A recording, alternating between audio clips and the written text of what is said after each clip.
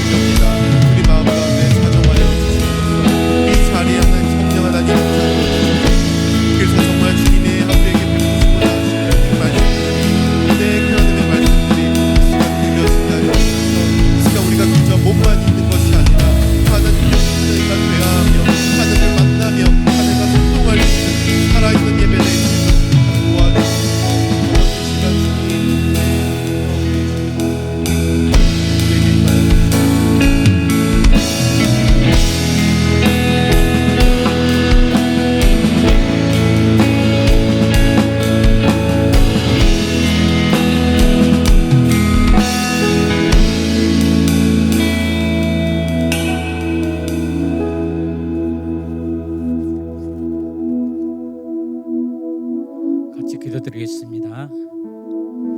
사랑으로 우리를 길러주시는 하나님 참으로 고맙고 감사합니다. 우리들에게 귀한 배움의 시간을 주신 것도 또한 감사를 드립니다. 그리고 좋은 교회와 귀한 믿음의 선배들과 함께 우리를 위해서 늘 기도해 주시던 부모님들을 주신 것을 감사드립니다.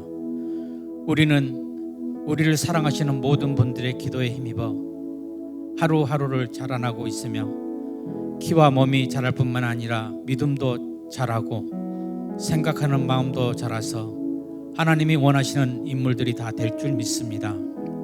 사랑의 하나님, 또한 우리들을 디모데처럼 기르시기 위해서 힘쓰시는 바울 사도와 같은 선생님들을 주신 것을 감사를 드립니다. 그분들을 통하여 주시는 주님의 말씀이 우리 몸에 녹아서 뼈의 양약이 되게 하시옵소서. 그 말씀에 순종하며 우리가 새 사람으로 변화되게 하시고 말씀의 전파에 힘쓰며 어릴 때부터 주님이 원하시는 삶의 도리가 무엇인지를 잘 알고 사는 참 지혜로운 아들딸들이 되게 하시옵소서. 창세기 요셉은 꿈을 가진 사람이었습니다. 그리고 그 꿈은 하나님께서 허락하신 것이었습니다. 하나님, 우리들에게도 밝고 아름다운 꿈을 허락하시고 그 꿈을 위해 노력하고 인내하게 하옵소서. 그리고 그 꿈이 이루어질 때까지 하나님께서 영광이 되고 교회는 부흥하며 우리 모두에게는 진실된 기쁨이 넘치는 귀한 역사가 일어나게 하시옵소서. 다니엘처럼 신앙의 정조를 지키는 굳센 믿음의 인물들이 다 되게 하시옵소서. 아무리 어려운 시대 시험이 올지라도 주님 의지하며 결코 넘어지지 아니하고 바로 서게 하시옵소서. 사랑이 많으신 하나님 아버지, 우리 청소년부 아들딸들을 은혜로 지켜주옵소서. 아들딸들이 살아가기에는 세상이 너무나도 혼탁하고 어디 가야 좋을지 알지 못하는 시대입니다. 우리 주님께서 인도자가 되어주세요. 거룩하고 복된 길을 걸어가는 아들딸들이 되게 하여 주시옵소서. 오늘도 섬기시는 교사 선생님들을 한량없는 은혜로 채우시고 복의 복으로 은혜로 내려 주시옵소서. 이 시간 말씀을 듣겠습니다. 말씀을 전하시는 하신옥 목사님께 능력을 더하여 주시고 귀한 말씀 전하실 때에 은혜가 풍성하게 넘치는 귀한 시간이 되게 하시옵소서. 영원한 교사가 되시며 우리의 참 구주가 되시는 예수 그리스도 이름으로 기도드립니다. 아멘.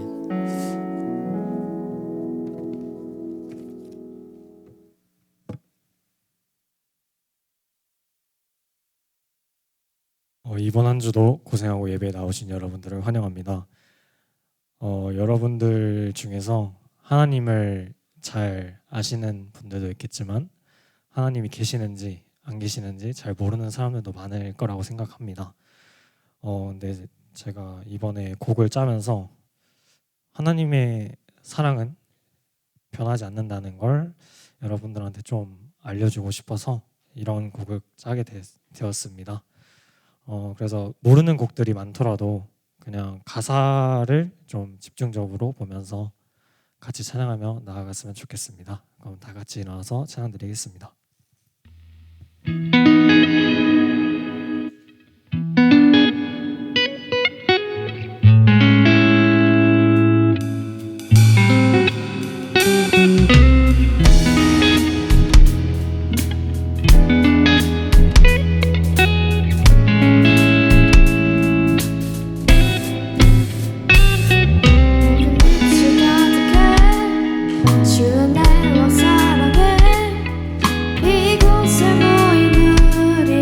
주가 기뻐하시네.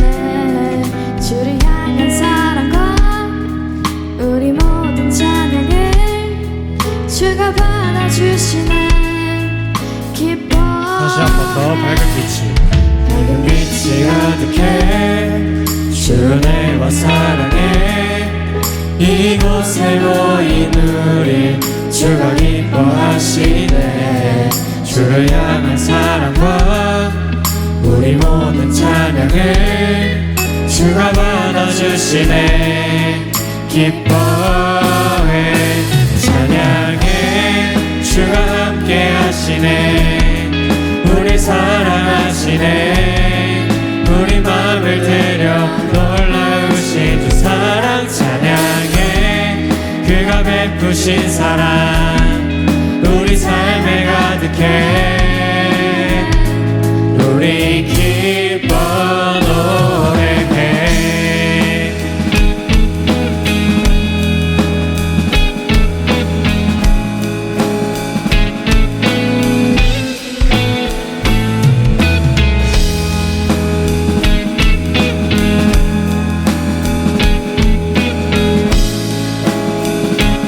처음부터 밝은 빛이 가득해. 주 은혜와 사랑에 이곳에 모인 우리 주가 기뻐하시네. 주를 향한 사랑과 우리 모든 찬양을 주가 받아주시네. 기뻐. 다시 한 번 더 밝은 빛이 가득해. 주 은혜와 사랑에 이곳에 모인 우리 주가 기뻐하시네. 주를 향한 사랑과 우리 모든 찬양을 주가 받아주시네. 기뻐해 찬양해. 주가 함께 하시네. 우리 사랑하시네. 우리 마음을 들여 놀라우신 주 사랑 찬양해. 그가 베푸신 사랑 우리 삶에 가득해. 우리 기뻐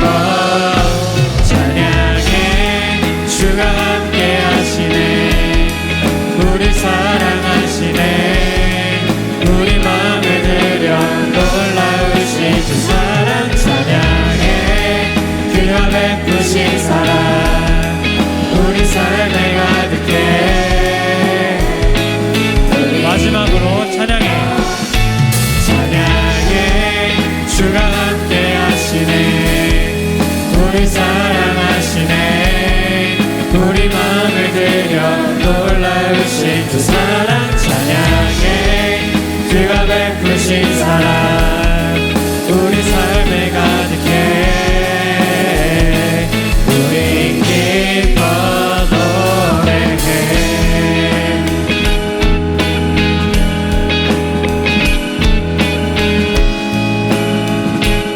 우리 기뻐 노래해.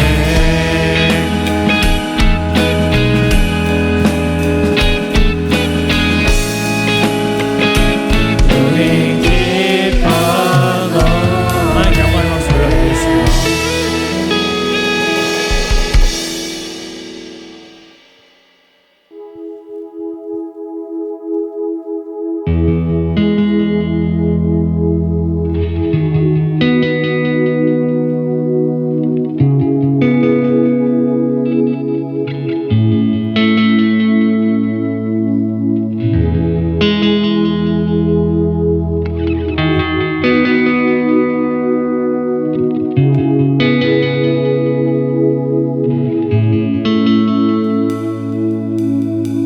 사랑이 느껴지지 않고 어둠이 깊이 내려앉을 때 두드리고 또 두드려도 듣지 않고 떠나가네.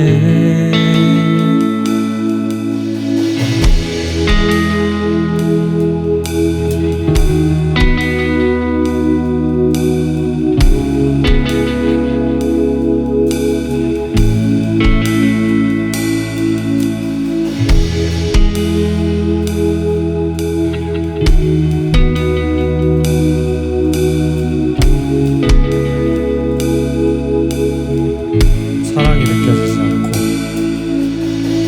사랑이 느껴지지 않고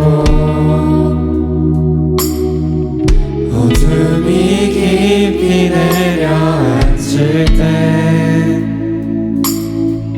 두드리고 또 두드려도 듣지 않고 떠나가네.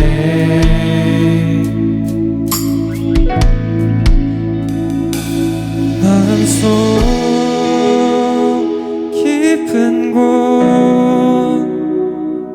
두드리는 소리 따라 그곳에 계신 줄 여전히 날 사랑해.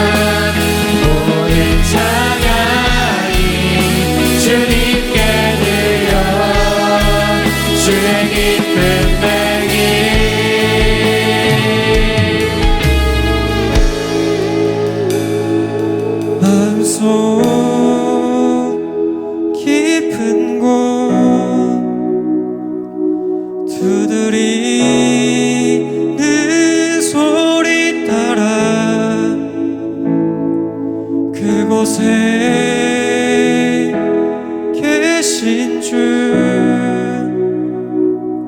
여전히 날 사랑해. 이 시간 찬양의 가사처럼 변하지 않는 주님의 사랑으로 구원받길 바라며 이 시간 기도드리며 나아가겠습니다.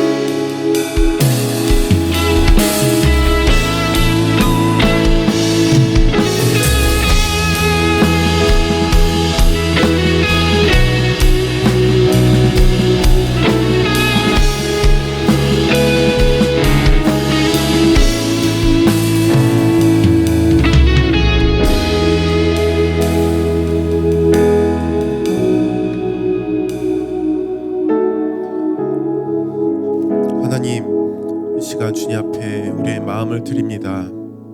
그 하나님의 사랑을 더 깊이 알기 원합니다. 이 시간 하나님의 말씀을 들려주시고 그 음성을 통해서 하나님과 더 가까워지고 긴밀해지고 또 실제적인 하나님과의 사랑의 관계가 될 수 있도록 이 시간 하나님 우리 마음을 어루만져 주시고 우리의 배 가운데 함께하여 주시옵소서. 예수님의 이름으로 기도드립니다. 아멘. 네, 자리에 앉으시고요. 오늘 우리 말씀 보겠습니다. 창세기 41장 50절에서 52절까지입니다.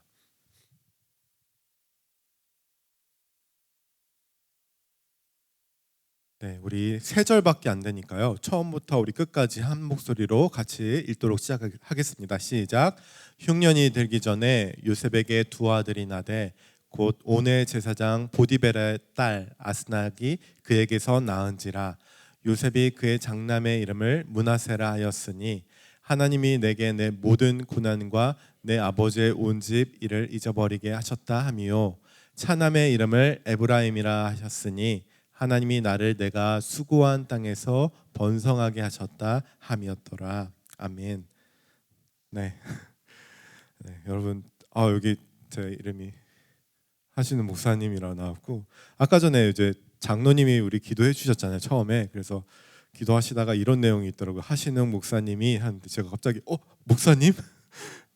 그래서 저 아직도 전도사님인 줄 알고 제가 내가 목사였지 하면서 그래 나지 이렇게 했는데요. 네, 오늘 우리 말씀은 스티그마, 이제 여러분 이렇게 좀 흔한 이제 말이 아닌데 이거에 대해서 우리가 함께 나누고 오늘 말씀을 함께 은혜를 하나님 받기를 원합니다. 그 옛날에 1910몇 년에 캐나다 신경외과 의사가 있어요. 유명한 의사가 있는데 와일더 펜필드라는 이제 의사인데요. 이분이 환자들의 두뇌를 그 당시에 연구를 했어요. 그래서 그때 이제 연구한 것들이 아직도 이제 자료로 남아서 계속 연구를 하는데 그때 연구를 뭐를 했냐면요. 조금 여러분한테 좀 끔찍하게 들릴 수도 있지만 이 두개골 마취를 해서 이 사람의 머리를 여는 거예요. 그래서 이 수술을 할 때 이제 머리를 이제 뇌 수술을 할 때 혹은 그럴 때 이제 두개골을 였는데 이때 수술하면서 두개골을 열고 그 이제 의사소통을 말을 한 거예요 환자랑. 그래서 그렇게 수술을 하면서 몇 가지 실험을 하면서 몇 가지 안 게 있는데 그때 이제 환자의 이게 어디 이제 필요한 부분에 전기 자극을 준 거예요. 근데 그때 이런 자극을 통해서 환자들이 이제 바로 얘기를 하는데 옛날에 정말 어린 시절에 오래전에 들었던 음악이라던가 아니면 대화했던 거 그런 것들이 자극을 통해서 하니까 이 환자들이 다 기억을 했다는 거예요. 말을 다 하더래요. 그런 장면을 다 떠올렸대요.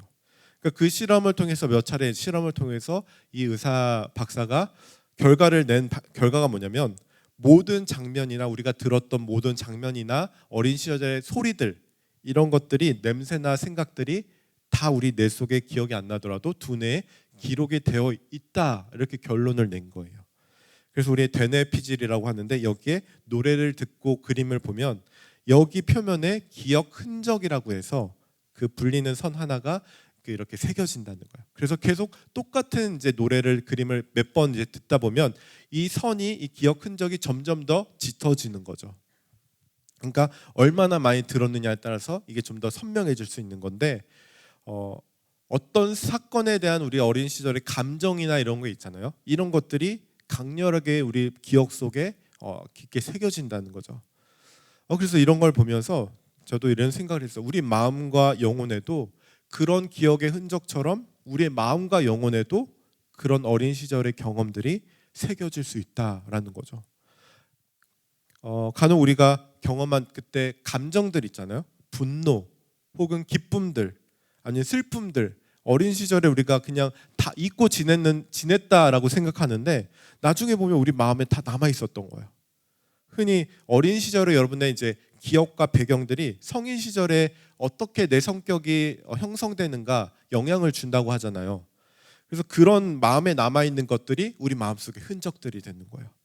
그래서 이 흔적이 뭐냐면 우리 제목이죠. 스티그마라고 해요. 원래 이 스티그마라는 용어는요. 고대 그 로마 시대에 그 노예들한테 넌 노예야 죄수야 할 때 찍는 인장 같은 거 있잖아요. 그런 건 낙인 같은 것들이었거든요.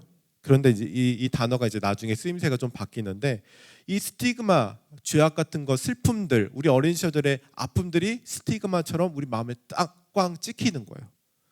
그래서 우리가 어린 시절에 뭐 안 좋은 기억들 있잖아요. 나쁜 기억들, 힘든 기억들 이런 것들 우리가 계속 마음의 상처로 아픔이 남아서 지나 보면 우리가 이제 나중에 내가 그거 기억 안 하는 줄 알았더니 그런 것들이 고스란히 내가 나중에 남아서 상처로 아니면 트라우마로 남게 된다는 거예요. 그래서 우리가 나중에 미래에 뭔가 하려고 하면 이게 걸림돌이 될 수 있는 거예요. 어린 시절에 상처를 많이 받은 사람, 이 성경 대표적으로 오늘 본문에 나오는 요셉입니다. 요셉의 이야기 여러분들 잘 아시죠? 이 어린 시절에 아버지한테 많이 사랑을 받았거든요. 행복하게 자랐습니다. 근데 너무나 이제 형제가 12명이었는데 너무나 사랑을 독차지하니까 나머지 11 형제들이 질투를 했겠죠. 그래서 얼마나 질투를 했는지 심지어 이 요셉을 죽이려고 하다가 노예한테 팔아버립니다. 그리고 아버지한테는 동물한테 물려 죽었습니다. 그렇게 하고 옷을 피해 묻혀서 줬단 말이죠. 그러니까 이 요셉의 어린 시절의 상처가 굉장히 트라우마가 컸을 거예요. 그죠? 나중에 요셉이 어린 시절 그게 당하고 이제 20대가 되고 30대가 되면은 이 상처가 얼마나 컸겠어요. 그리고 형들에 대해서 미움이 계속 남아 있었겠죠. 그리고 그 이후에 요셉의 일생을 보면요. 충격적인 상처가 계속돼요. 노예 시절에 또 주인의 아내에 자기 유혹을 뿌리치다가 나름대로 하나님 앞에서 선하게 신실하게 살려고 하다가 간통죄로 억울하게 감옥에 갇히게 됩니다. 그러니까 이런 억울함들, 아픔들, 상처들 계속 반복되는 거죠. 어린 시절에. 그러면 이런 일생을 우리가 만약에 어린 시절에 내가 당했다 하면은 이런 인생을 저주하고 내 마음의 아픔의 흔적이 스티그마가 아주 깊게 새겨졌을 겁니다. 마틴 셀리그만이라고 하는 유명한 이제 심리학자가 있는데요. 아는 사람은 이제 아시는데 유명한 실험을 했어요. 개들을 A 그룹, B 그룹, C 그룹으로 나눠서 실험을 합니다. A 그룹 한 개들한테는 전기 충격을 이제 다 가하는 거예요. 전기 충격을 가하고 이렇게 딱 묶어놓은 거예요. 그런데 이 앞에다가 뭔가 버튼을 둔 거예요. 조작 버튼을. 그래서 전기 충격을 딱 받을 때 이 버튼을 걔가 코로 이렇게 누르면 전기가 딱 멈춰지는 거예요. 이제 그런 이제 A 그룹의 개들이 있고 B 그룹은 똑같이 전기 장치를 해놨는데 조작기가 그 앞에 있습니다. 근데 조작기를 코로 눌러도 전기가 멈추지 않는 거예요. 계속 전기가 계속 오는 거예요. 그 다음에 C 그룹은 전기 고통을 가하지 않고 가만히 뒀습니다. 이렇게 24시간을 개들을 이제 해놓고 이제 다시 꺼내 놓은 다음에 동일한 이제 또 환경의 실험실로 데려간 거예요. 그리고 이제 여기는 전기 충격을 주면서 버튼을 놓지 않고 턱을 놓아서 언제든지 개들이 빠져나갈 수 있게 한 거예요. 전기 충격을 받으면 뛰어서 넘어가서 빠져나갈 수 있는 거예요. 그런데 결과가 어떻게 됐을까요? A 그룹, B 그룹, C 그룹이 있는데 A 그룹 그 버튼을 누르면 전기가 멈췄던 그 개들은 다 전기 충격이 가해지자 다 뛰어서 빠져나갔습니다. 탈출해 버렸습니다. 그런데 B 그룹은 버튼을 눌러도 전기가 계속 오는 거예요. 그렇게 24시간 동안 그렇게 고통을 받았던 개들은 이미 아무 장치가 없고 전기가 오면 빠져나가서 뛰어서 가면 되는데 이미 그런 고통에 학습됐기 때문에 거기를 빠져나가지 않는 거예요. 그냥 전기 받는 채로 계속 거기서 고통을 받고 있는 거예요. 그래서 여기서 이 심리학자가 결론낸 게 학습된 무력감이라고 해요. 학습된 무력감, 무기력이라고 하는데 심리 용어가 있는데 B들의 그룹의 개들은 왜 그랬을까요? 이미 머릿속에 이 개들의 머릿속에는 24시간 동안 버튼을 눌러도 내가 빠져나갈 수 없어 라는 게 학습된 거예요. 그러니까 이제 자기가 뛰어나가면 빠져나갈 수 있는데 이미 그 전에 과거의 그런 기억들이 있기 때문에 빠져나가지 못하는 겁니다. 뛰면 되는데 아무리 내가 노력해도 여기서 벗어날 수 없어. 이렇게 무기력에 빠진 겁니다. 사람도 우리가 무기력을 계속 어린 시절에 그런 상처와 스티그마를 꽝 찍히면 어떻게 될까요? 나는 내 인생 왜 이래? 나는 되지 않아. 집이 이러니까 나는 안 되니까. 난 할 수 없어. 이제 우리 앞으로의 미래에 그렇게 겁을 먹는다고요. 뛰면 되는데 그렇게 어린 시절을 겪었기 때문에 할 수 있는지 없는지 해보지도 않고 난 할 수 없어. 이렇게 무기력에 빠져버린다는 겁니다. 나는 못한다는 그 흔적, 스티그마가 꽝 찍혀버린 거예요. 근데 우리가 여기서 성경에서 우리가 봐야 될 것은 요셉의 이야기 오늘 나누고 싶은 거는요. 그런 요셉의 인생이 완전히 바뀌어버렸다는 거예요. 그 스티그마가 다 사라져버리고 하나님의 스티그마, 하나님의 인장이 꽝 찍혀서 자유롭게 됐다는 겁니다. 오늘 그 얘기를 나누고 싶습니다. 그래서 사도 바울이라는 오늘 성경에 나온 사도 바울이라는 사람이 나는 예수의 스티그마, 예수의 흔적을 가졌노라라고 고백을 하거든요.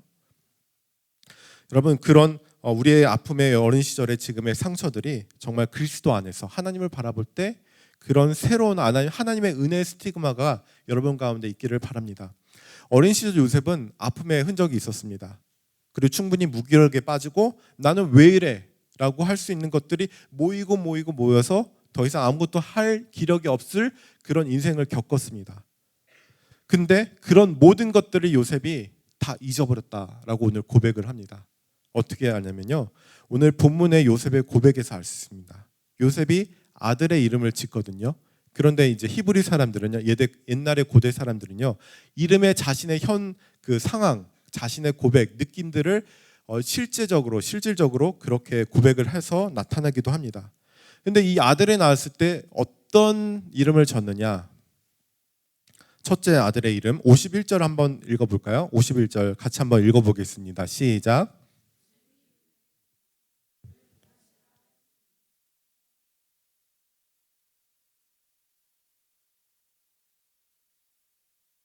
네, 문하세라고 줬는데 문하세라는 이름의 뜻이 뭐냐면 그 뒤에 나오죠. 내 모든 고난과 내 아버지의 온 집, 그 형들의 일, 그 일들을 다 하나님께서 잊어버리게 하셨다. 여러분 이게 가능할까요? 정말 형들을 원수처럼 그렇게 미워하다고 정말 용서 못할 그 형들을 하나님께서 잊어버리게 하셨대요. 어떻게 그게 가능할까요? 그리고 둘째 아들의 이름도 한번 읽어보겠습니다. 둘째 어떤 아들일까요? 시작.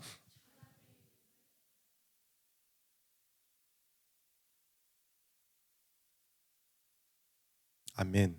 네, 둘째 아들의 이름이 에브라임이래요. 네, 에브라임이라는 뜻이 하나님께서 내가 수고한 땅, 내가 팔려고 노예로 빨려온 땅에서 번성하게 하셨다. 지금 요셉은 거기서 완전 출세했습니다. 총리가 됐어요. 왕 다음에 가장 2인자예요. 그 노예로 팔려온 요셉이. 그러니까 하나님께서 나를 옛날 일들 다 잊어버릴 정도로 그런 것들을 다 지워버리시고 하나님께서 축복하시고 하나님의 새로운 스티그마를 나에게 찍어주셨다. 그래서 옛날 나의 스티그마는 다 잊어버리고 하나님의 새 스티그마로 남아있는 거예요. 과거의 상처, 억울함, 열등감 모든 것 기억이 나지 않을 정도로 그렇게 하나님께서 요셉을 마음을 위로해 주셨습니다. 아물게 하셨습니다. 그래서 요셉은 정말 총리의 일들을 감당하고 앞으로 계속 나갈 수 있는 거예요. 요셉이 반복되는 어린 시절의 아픔 속에서 무기력에 빠지지 않고 포기하지 않을 수 있었던 것은 하나님이 함께 하셨기 때문입니다. 그래서 요셉에게 끔찍한 기억이 두려움의 흔적으로 더 이상 남아있지 않는 겁니다. 더 이상 나에게 트라우마로 남아있지 않는 거예요. 내가 없애려고 없앤 게 아니라 없어졌어요. 하나님께서 나에게 새로운 스티그마를 찍어주셨기 때문에. 여러분 생각을 해보십시오. 요셉이 형들을 이제 앞으로 이제 총리가 돼서 보게 됐습니다. 자기는 이제 높은 자리에서 정말 평민들, 이 형제들을 만난 거예요. 어떻게 했을까요? 나 어렸을 때 팔아버린 그 형제들 복수할 수 있어요. 잡아놓을 수 있습니다. 감옥에 갇혀놓을 수 있습니다. 그런데 그러지 않았습니다. 오히려 자기 판 형제들을 용서할 뿐 아니라 사랑하고 같이 모시고 삽니다. 자기 집안에 모셔들어서. 어떻게 이런 마음이 인간적으로 가능할까요? 저라면 못할 것 같아요. 그냥 정말 옆에서 사세요 할 수는 있을지라도 보지는 못할 것 같아요. 인간으로는 안 되죠. 그런데 하나님이 그런 것들을 그냥 잊어버리게 하셨다는 거예요. 그러니까 하나님이 우리에게 그런 아픔들을 치유하시고 하는 것들이 우리 인간의 말로 형용할 수 없는 정말 엄청난 하나님의 사랑과 위로가 더 크기 때문에 우리는 잊어버릴 수 있게 된다는 겁니다. 그만큼 하나님의 은혜가 크다는 겁니다. 여러분, 우리가 여러분 가운데 혹시 이런 스티그마가 분명히 새겨지길 바랍니다. 우리가 살아갈 때 살아가는 것은 직선이 아니라고 합니다. 그리고 직선이 아니라 곡선이라고요. 내가 모든 것이 잘 되고 내가 생각한 대로 직선으로 쭉 잘 되고 싶지만 그게 아니라 곡선으로 간대요. 뭔가 좀 일이 틀어지고 안 되고 아픔이 있고 곁길로 이렇게 간대요. 그런데 하나님께서 그런 환경에서 내가 완전히 밑으로 떨어지지 않고 하나님께로 향할 수 있도록 곡선으로 이끄시고 하나님께서 더 나은 방향으로 우리의 삶의 모든 것들을 다 하나가 되어서 선을 이루어서 정말 하나님의 아름다운 우리의 미래가 될 수 있도록 우리를 이끄신다는 겁니다. 여러분들은 그래서 여러분 가운데 그런 스티그마, 옛날의 나의 상처, 우울감이 있더라도 그것 때문에 여러분은 앞길 나아가는데 내 꿈을 향해 나가는데 상처가 되지 않기 바랍니다. 걸림돌 되지 않길 바랍니다. 그리고 그것들이 여러분들을 방해할 수 없습니다. 왜냐하면 여러분들은 이미 하나님의 자녀입니다. 하나님이 여러분 가운데 이미 꽉 도장을 찍으셨습니다. 너는 내 딸이야, 내 아들이야, 내 자녀야. 그렇기 때문에 내가 너희들을 책임질 거야. 너희가 이쪽으로 곁길로 가도 내가 반드시 더 좋게 인도할 거야. 주님께서 약속해 주셨습니다. 여러분 이것을 믿을 수 있기 바랍니다. 내가 하나님의 자녀라는 거, 나는 버려주고 우연히 살아가는 존재가 아니라 하나님이 나의 아버지 되시고 하나님의 자녀 되신 우리들을 끝까지 인도하고 최고의 하나님의 미래로 우리를 인도하신다는 겁니다. 그것을 믿고 여러분들 하나님의 새로운 스티그마가 내 안에 찍혀 있음을 믿고 나는 하나님의 자녀라는 것을 믿고 요셉처럼 그런 아름다운 인생, 아름다운 미래를 향해서 우리 모두 나아갈 수 있는 청소년들 되시길 바라겠습니다. 기도하겠습니다. 하나님 아버지 감사합니다. 이 시간 주님 우리 가운데 그 하나님이 부어주신 우리 마음 영혼 깊숙한 가운데 찍어주신 그 하나님의 은혜의 스티그마가 우리 가운데 있게 하여 주시고 그 하나님의 은혜를 붙들고 나의 어린 시절의 모든 것들을 이기고 나가서 정말 하나님께서 우리를 이끄시는 아름다운 인생 그 비전을 향해서 꿈꾸며 나아갈 수 있는 모든 청소년들 될 수 있도록 함께하여 주시옵소서. 예수님의 이름으로 기도드립니다. 아멘. 우리 함께 찬양하며 주님 앞에 결단하며 나아가겠습니다.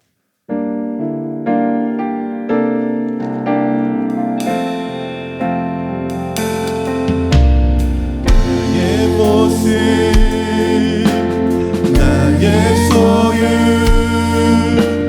주님 앞에 모두 드립니다. 모든 아픔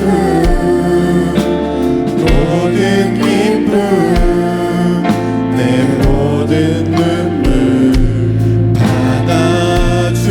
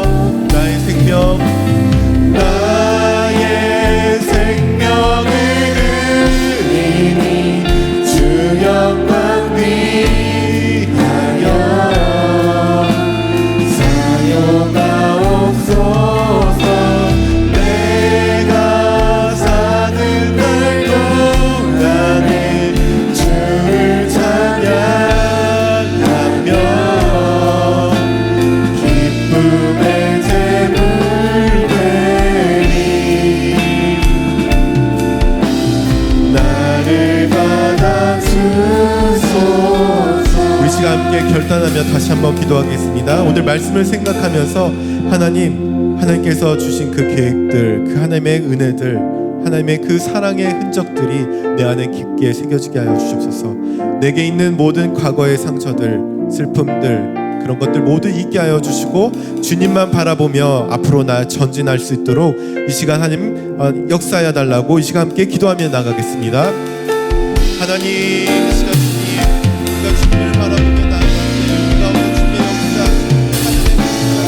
하늘의 그 은혜를 바라보며 도와주셔서 아버지 우리 가운데 과거의 아픔들, 상처들 주께서 다 아십니다.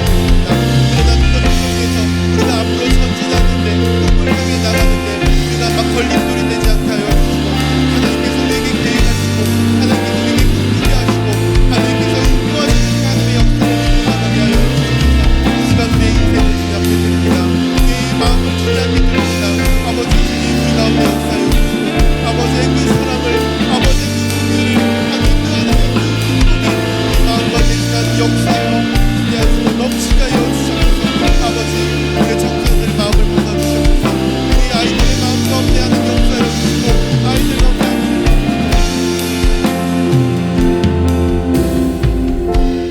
하나님 아버지 감사합니다. 이 시간 우리의 마음을 주님 앞에 드립니다. 하나님 나로서는 그 모든 것들을 상처들을 없앨 수 없습니다. 그러나 하나님께서 만져주실 때 그 모든 것들이 바뀌고 우리의 앞길이 정말 기쁨과 행복으로 넘쳐날 줄 믿습니다. 이 시간 우리의 마음을 드립니다. 또 우리의 예물을 드립니다. 시간 기쁘게 받아주시고 우리의 인생 가운데 함께 동행하여 주시고 우리 가운데 축복하여 주시옵소서. 예수님의 이름으로 기도드립니다. 아멘.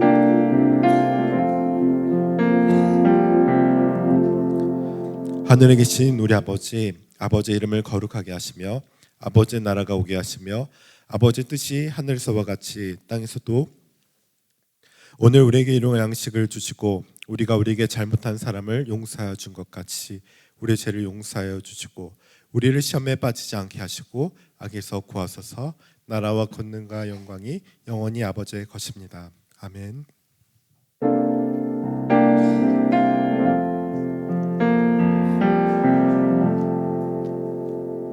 네, 이제 윤혜진 선생님 나오셔서 광고해 주실 텐데 오늘은 그 공과 공부는 없고요. 그 여러분들 위해서 아주 특별한 강사님이 오셔서 여러분의 그 특강을 잠깐 15분 정도 해주실 텐데요.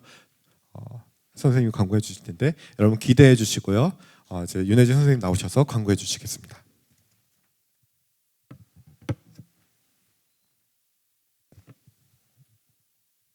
한 주 동안 잘 지냈죠? 잘 지낸 것 같아 얼굴이. 오늘 민들레 우리 청소년부에 처음 나와서 예배드리는 친구 둘이 있어요. 중3 최단희 학생이 초대한 친구들이에요. 일어나서 잠깐 인사하면 우리 환영의 박수 쳐줄게요. 김수현, 강나린 학생. 잠깐 일어나면 우리 환영의 박수 쳐줄게요. 일어나 보세요. 열렬하게 뜨겁게 만나서 반가워. 자, 다음 주는 2부 순서에 생일 축하 있습니다. 생일 맞은 친구들 축하하는 순서 갖도록 하고요. 세 번째는 이제 6월이니까 벌써 6월이네. 매주 수요 예배 후에 8시 30분에 이레아톨에서 우리 선생님들 교사 기도회 있습니다. 잊지 마시고 꼭 참석해 주시기 바라겠습니다. 우리 또 사랑하는 강사 선생님을 모시도록 하겠습니다. 여러분들 너무나 기대하는 박수로 맞아줄까요? 우리 선생님.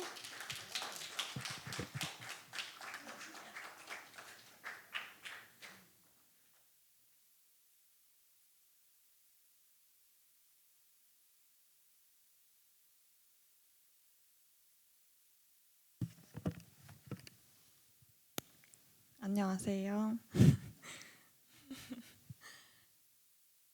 굉장히 떨리네요.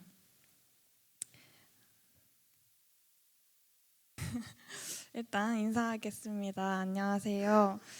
올해부터 청소년부 교사를 섬기고 있는 김채희라고 합니다.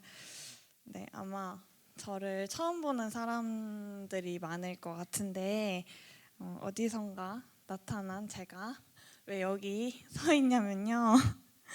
제 이야기를 조금 들려주기 위해서 나왔습니다. 저뿐만이 아니라 다른 선생님들도 이제 앞으로 조금씩 이야기를 듣게 될 거예요. 제가 일단 어떠한 얘기를 할까에 앞서서 정말 고민이 많았어요. 왜냐하면 이미 저는 이제 커버렸고 친구들의 입장에서 어떤 얘기를 생각하고 그 고민을 나눌 수 있을까 이런 고민을 좀 해봤는데 어떤 얘기를 하는 것보다 제가 하는 생각보다 저는 저이고 여기 있는 친구들, 선생님들은 다 각자의 삶이 있기 때문에 어떤 얘기를 하기까지는 그리고 어떻게 마음에 닿을까까지는 제가 생각할 영역이 아니다라고 생각을 해서 일단 저의 얘기를 하고 거창하거나 이제 화려하진 않지만 저의 얘기를 하고 소개하려고 합니다. 네, 그래서 저를 먼저 소개하자면 저는 제 이름은 채색채에 기쁠 희를 써서 기쁨을 물들이는 사람이라는 뜻을 가지고 있어요. 그래서 최대한 그렇게 사람들에게 기쁨을 나누고 주변이 기쁘게 물들어가는 삶을 살고자 노력하는 사람이고요. 올해 30이 되었고 직업은 코딩 강사이고 코딩을 가르치고 일러스트, 포토샵, 디자인 툴을 가르치고 또 영상 편집을 하고 또 작가로도 일을 하고 또 카페에서 일을 하고 또 SNS 관리를 통해서 또 일을 하기도 해서 총 하는 일만 치면 한 5가지 정도를 하고 있는데 제가 직업이 왜 이렇게 많아졌냐, 이렇게 많은 일을 어떻게 하고 있냐에 대해서 생각을 해봤어요. 근데 첫 번째는 저를 알아가려는 노력을 많이 했던 것 같고 살아오면서 그리고 그 노력을 뒷받침해 줄 수 있는 저를 변화시킨 3가지 경험이 있어서 그걸 좀 나누고자 합니다. 첫 번째 경험은요. 네, 첫 번째 경험은 제가 이제 교회에 다니기 시작한 건데요. 교회에 다니기 시작하면서 돌이켜 봤을 때 교회를 다니기 전의 저와 지금의 저가 너무 다른 사람인 거예요. 그래서 목사님 오늘 말씀 전해주신 부분에도 그 스티그마를 갖고 있었던 사람인지라 아주 어렸을 적에는 집 앞에 이제 교회를 가자고 선생님들이 찾아오시는 게 너무 싫어서 그래서 이제 뭐 숨어 있고 집에 없는 척하고 안 나가고 이랬어요. 그리고 아니면 이제 자꾸 찾아오시니까 이제 가겠다 하고 나가서 PC방 가고 막 이렇게 교회를 안 나갔었는데 나가게 된 계기가 뭐냐면 이제 고등학교 2학년 때 어머니께서 교회를 처음 나가셨고 집안 자체가 교회를 다니던 사람들은 아니어서 갑자기 나가게 된 거예요. 그래서 갑자기 왜 교회를 가기 시작했지 엄마가? 이렇게 생각을 하다가 저한테도 이제 같이 가자라고 했지만 처음부터 가진 않았고 왜 가야 되는데? 라고 이제 좀 많이 다퉜던 것 같아요 엄마랑. 근데 그러다가 이제 엄마가 부탁을 해서 나가기 시작했습니다. 그래서 말씀하셨던 것처럼 저는 바꿀 수 없는 것들, 가정 환경, 내 외모, 뭐 성격, 그리고 내가 가진 것들이 뭐가 있을까, 내 재능들, 난 뭘 잘할 수 있을까를 좀 불만을 많이 가졌던 것 같아요. 나는 왜 이렇게 살아야 되고 내 환경은 왜 내가 이런 환경에서 태어났어야 했으며 이런 주어진 것들에 불만이 많았어요. 그래가지고 항상 교회를 나가면 이렇게 뚱한 표정으로 앉아서 이게 막 사람들이 말 걸어도 그냥 네 이렇게 아니면은 그냥 고개 끄덕끄덕 이렇게 있었던 것 같아요. 그러다가 교회 고등학생 때 제가 나갔는데 고등부 선생님이 계셨어요. 근데 고등부 선생님께서 이제 신입생이니까 제가 혼자 신입생이었고 저를 1대1로 맡아주셨어요. 근데 그 선생님께서 지금의 저랑 이제 아주 친한 언니가 되었고 그 선생님이 저를 좀 교회에서 마음을 바꾸게 도와주는 것 같아요. 그래서 어떤 일이 있었냐면 저가 아무리 뭐라고 해도 아무리 대답을 안 하고 고개를 뭐 그냥 뚱한 표정으로 네 아니요 이렇게 대답만 하고 우울하고 항상 불만이 있었기 때문에 얼굴에 이제 티가 나잖아요. 그래서 항상 짜증 섞인 듯한 그렇지만 말은 안 하는 그런 학생이었는데 그 선생님께서 이제 저를 항상 데리고 다니셨어요. 뭐 교회 나와도 그렇고 강요하지 않고 뭐 영화 보러 갈래? 아니면 밥 먹으러 갈래? 이렇게 해서 항상 끌어주셨는데 가정 환경에 불만이 있었던 저였어서 이제 누군가가 함께하는 시간이 되게 처음 느껴보는 경험이었어요. 저한테는 당시에. 그래서 그게 이 선생님은 어떤 생각으로 이 교회를 다니며 나를 이렇게 이끌어 주시는 거지? 라는 생각으로부터 교회에 마음을 붙이기 시작한 것 같아요. 그래서 이제 그런 환경이 있었다 보니까 내가 표현도 잘 못하고 내가 싫어하는 거 난 짜증이 너무 많이 나는데 이걸 표현하면 사람들이 나를 싫어할까 봐 속으로 삼키고 그래서 삼키고 있다가 버티다가 터지면 혼자 집에서 울고 막 이랬던 시간을 학창 시절을 좀 보냈던 것 같아요. 그러다가 이제 그 선생님을 만나고 교회를 다니면서 제 생각을 표현할 수 있는 어떤 숨구멍이 생긴 거예요. 저는 이제 혼자서만 숨기고 살았고 나 혼자서 해결하는 게 버릇이었는데 그 선생님과 대화를 하고 또 대화를 하면서 알게 된 하나님이 저한테 숨구멍이었던 것 같아요.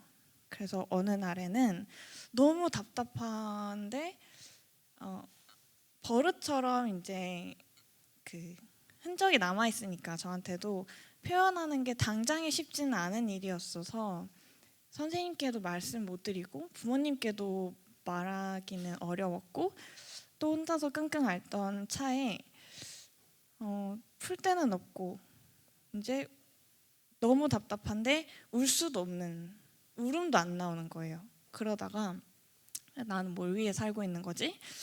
라고 생각을 하다가 이제 하나님이 계신지 안 계신지는 모르겠지만 당시에는 어릴 때 하나님이 계신지 안 계신지는 모르겠지만 내가 지금 의지하고 말할 수 있는 게 하나님밖에 없지 않을까라는 생각을 좀 했습니다. 그래서 이때부터 하나님에 대해서 알고 싶어지고 교회에 대해서 궁금하고 감정을 표현하는 것들을 많이 배운 것 같아요. 그래서 의지할 수 있는 하나님이 계셔서 지금의 제가 나도 누군가에게 의지가 되는 사람이 될 수 있었던 것 같다라고 해서 저한테 아마 가장 큰 제 삶의 변화의 경험이 교회를 나간 게 아닐까라는 생각에 첫 번째 경험을 나눴고요. 그때 경험으로 인해서 그때 이제 시작으로 인해서 제가 미워하는 마음이 많았던 사람이었는데 감사하는 마음으로 삶을 바라보는 시선이 바뀌고 목적과 의미를 좀 찾기 시작했습니다. 그래서 그때 생각하면 뭔가 제 삶 자체가 흰색과 검은색밖에 없었던 것 같아요. 학교, 집, 힘들어, 뭐 싫어, 뭐 이런 것들 흰색, 검은색, 부정적인 것들이 가득했다면 그 이후에 세상의 빛과 색깔이 칠해진 경험이었던 것 같습니다. 그래서 여러분들도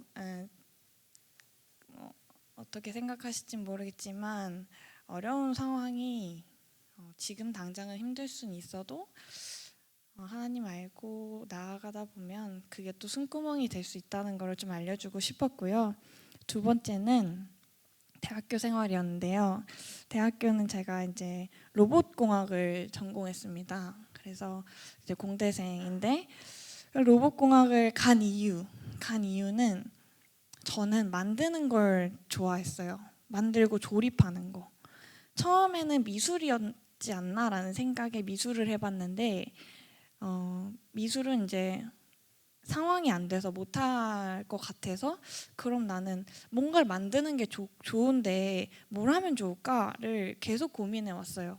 왜냐면 고등학생 때부터 교회를 다니면서 이제 삶의 의미와 목적을 찾기 시작했고 거기에서 그럼 난 뭘 위해 살아야 되며 어떤 것들을 하며 살아야 될까를 고민을 시작한 거죠. 그래서 이제 나는 조립하는 걸 좋아하는데 그럼 어디 뭘 하면 좋을까? 결론은 공대였어요. 뭔가 만들고 조립하는 건 공대다라는 걸 누군가에게 듣고 그때부터 고3 때는 공대만 생각하고 준비해서 그냥 과에 상관없이 다 넣었어요. 그러다가 마지막에 딱 하나 된 게 로봇공학이었어요. 근데 그게 저는 우연일 수 있지만 우연이 아니라고 생각하기 때문에 로봇공학을 단숨에 이제 진학을 했고 거기에서 한 가지 경험만 공유할게요. 대회 준비를 했거든요. 근데 저는 전공이 정말 잘 맞았어요. 조립하는 걸 좋아한다고 했잖아요. 그래서 로봇공학에 가면 뭘 배우냐면 로봇을 생각하면 보이는 겉모습 하드웨어라고 하는 겉모습을 배우고 그 안에 들어가서 얘가 어떻게 움직이는지 해주는 그 소프트웨어가 있어요.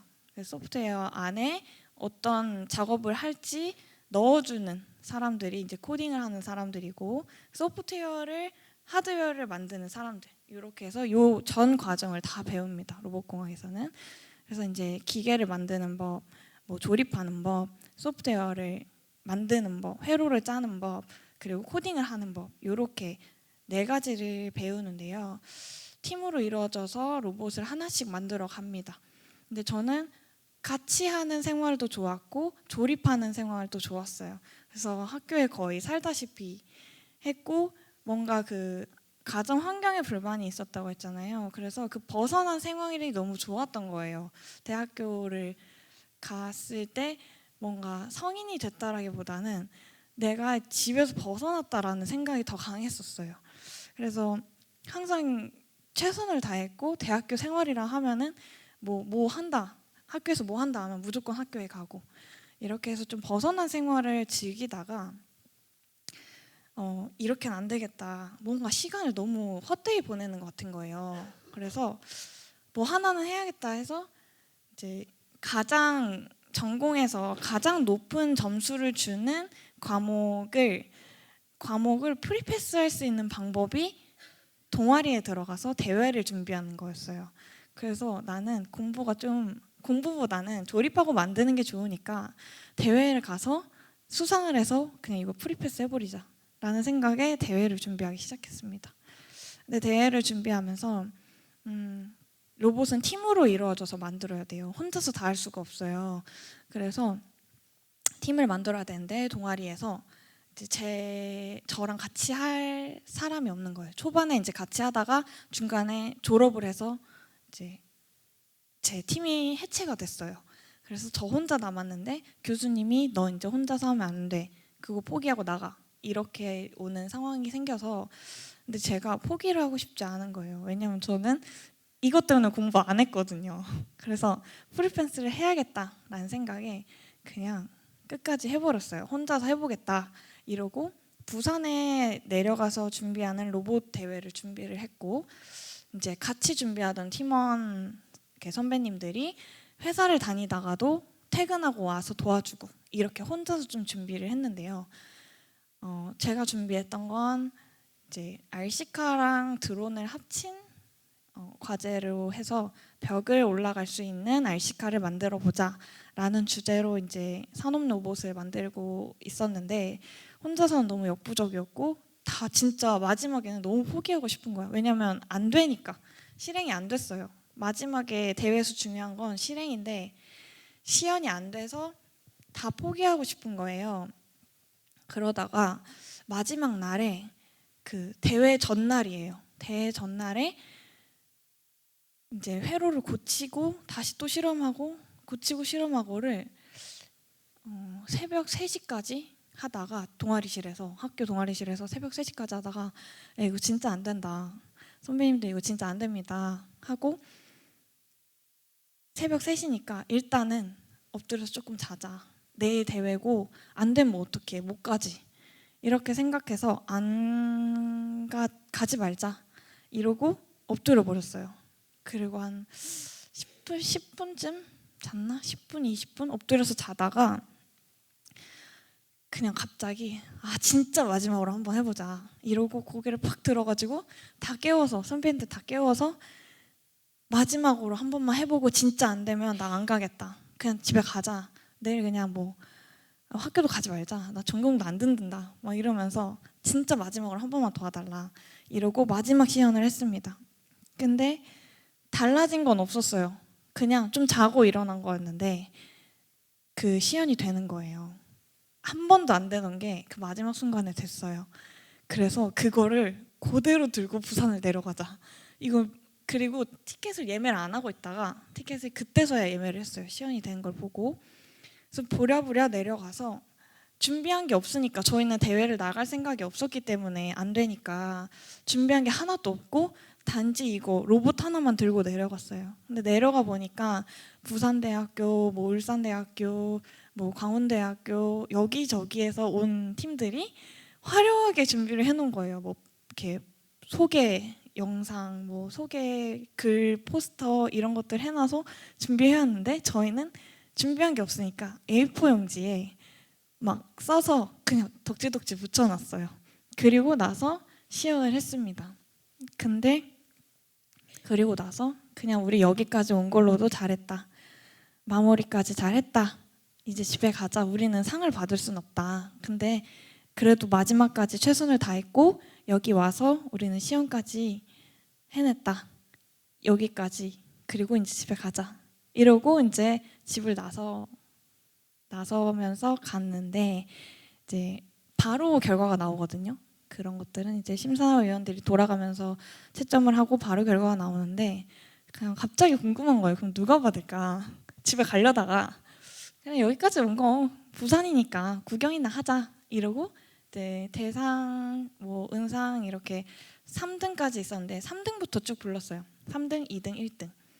근데 좀 사람인지라 기대가 생기는 거예요. 뭣도 없는데 기대가 생기는 거예요. 그래서 이렇게 구경을 하다가 3등은 되지 않을까 하면서 기대를 하고 있었어요. 당연히 안 불렸죠. 2등은 되지 않을까? 왜냐면 3등이 3팀, 2등이 2팀, 1등이 1팀이었어요. 근데 2등은 되지 않을까? 이랬는데 안 되는 거예요. 그래서 1등은 절대 무리다 이러고 뒤돌아서 나갔는데 대상을 받았습니다. 그래서 제가 그때의 경험이 저한테는 엄청난 성취감의 경험이었어요. 끝까지 뭔가를 해내봤고 마지막까지 희망을 놓지 않았던 그 경험이 저한테는 엄청난 성취감을 줬고 그 이후에도 저는 포기하고 싶더라도 포기하지 않아야 할 경험이 생긴 거죠.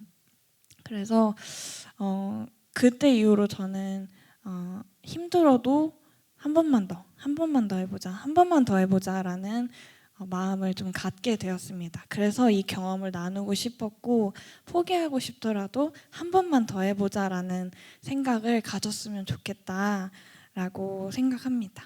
그래서 3번째 경험, 마지막 경험인데요. 좀 시간이 얼마나 됐죠? 괜찮나요? 마지막 경험은 짧게 공유를 할게요. 제가 3번째는 혼자 유럽을 갔다 온 경험인데요. 혼자서 체코 프라하랑 독일을 갔다 왔습니다. 근데 그때는 뭐 포기하지 않는 법을 배웠지만 도전하는 건 무서운 사람이었어요. 저도 그래서 도전하는 게 무서웠는데 유럽을 미루다가 이제 유럽을 한번 가보자 생각을 해서 티켓을 당장 끊었고 갈 준비를 혼자서 막 했죠. 그러다가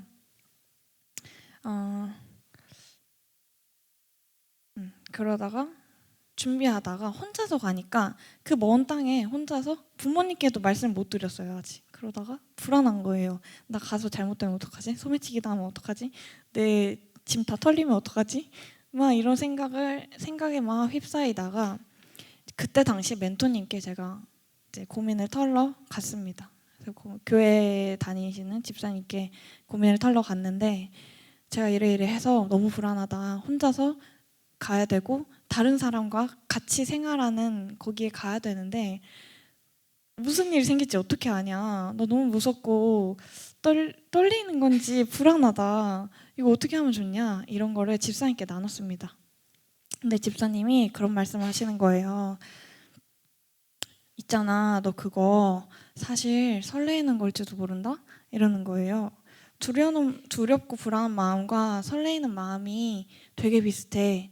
너 그거 설레는 거야 같아. 내가 봤을 때는 너 그거 설레는 거야. 이렇게 얘기하시는데 갑자기 마음이 너무 편해지는 거예요. 그래서 나 두렵다라는 감정만 알고 있었는데 설렌다라는 거를 그때 알게 된 것 같아요. 이거 설레는 마음이구나. 그래서 그때부터는 준비에 있어서 두려운 마음보다는 설레이는 마음으로 준비를 했고 무사히 잘 좋은 경험으로 갔다 왔는데 여기서 하고 싶었던 말은 두렵고 떨릴 수 있잖아요. 근데 그게 어떤 일이든 간에 아직 해보기 전에 모르는 일이니까 혹시나 설레고 있는 거 아닐까? 나 되게 기대하고 있는 마음 아닐까? 라는 생각의 전환을 했던 경험이라서 그런 생각의 전환을 해봤으면 좋겠다 하는 마음에서 이 경험을 공유하고 싶었고 그래서 제가 여러분께 이 3가지 경험으로 하고 싶었던 말은 감사함과 사랑의 시선으로 도전하기를 두려워하지 말자. 설레는 마음으로 앞으로 나아가 보자. 네, 이 한 주를 좀 길게 풀어봤습니다. 네, 여기까지 하겠습니다.